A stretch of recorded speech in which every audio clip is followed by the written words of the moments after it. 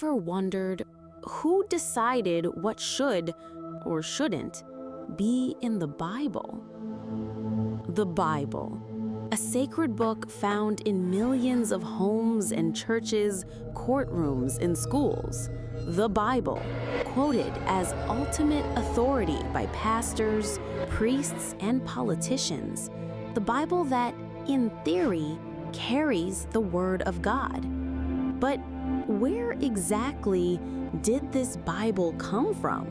Who chose the books that belong in it?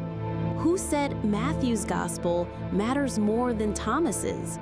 Who decided John's Apocalypse should be the only one? And what happened to the other texts that also spoke of Jesus, of faith, of salvation, but vanished from history?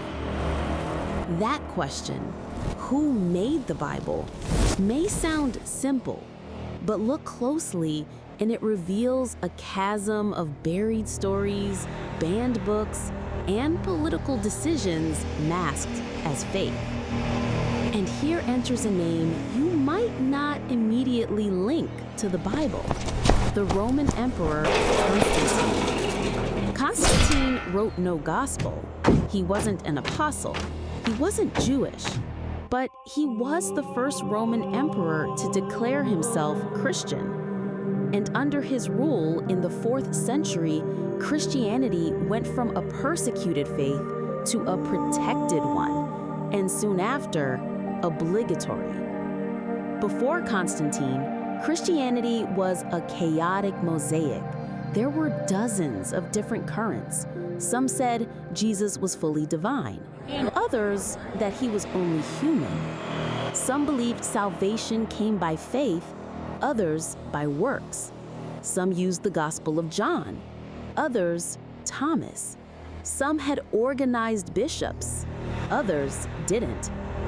It was chaos for an emperor who wanted order. Constantine saw in Christianity a powerful tool to unify the empire. But to do that, he had to standardize the faith, eliminate divergences, create a single doctrine. In AD 325, he convened the Council of Nicaea, the Church's first ecumenical council.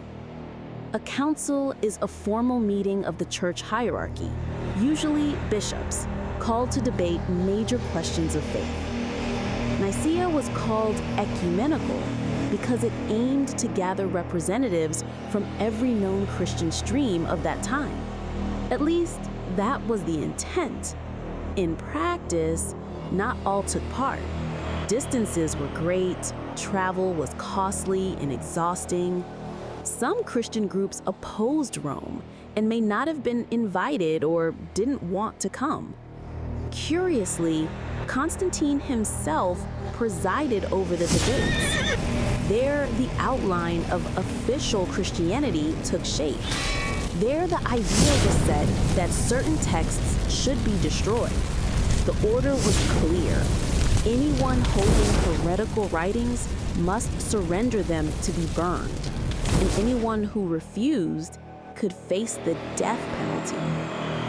Yes, the Bible we know began to be born also among bonfires. Texts that had circulated for over a century were eliminated. Gospels with the more spiritual Jesus, letters honoring the feminine, apocalypses denouncing authorities, all of them deemed dangerous. But dangerous to who? To power. Because the more interpretations exist, the less control there is. And Constantine wanted control. He didn't create the texts. The Gospels, letters, and Psalms already existed.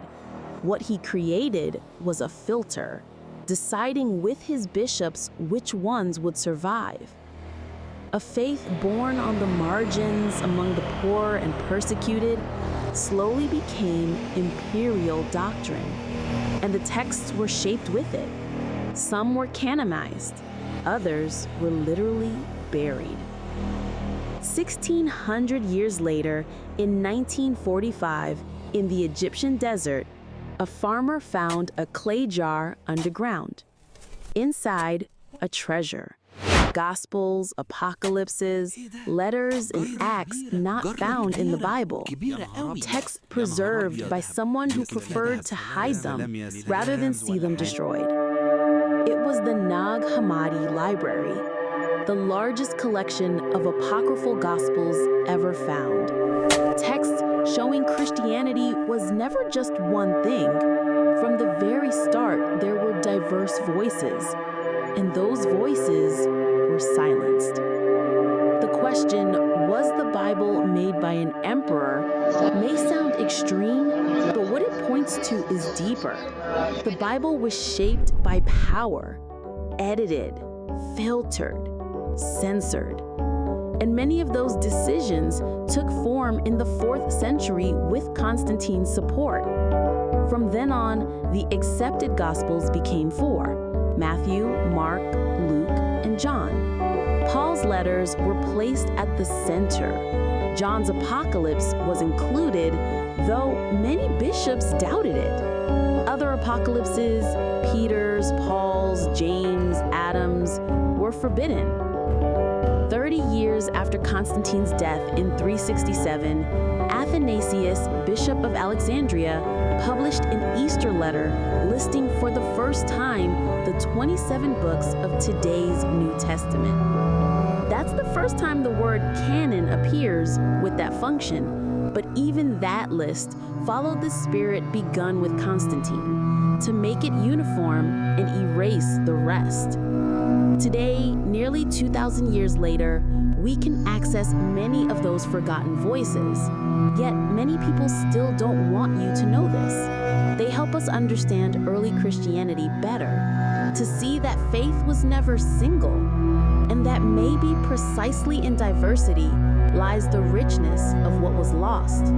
It's no accident some people still feel threatened by this and would prefer you never had access to these findings, to this video, or to Bibles translated directly from the Greek. Knowing the Bible was shaped by an emperor doesn't strip its spiritual value, but it invites us to read more consciously, to ask what was left out and why. Because faith, when mixed with power, always leaves traces.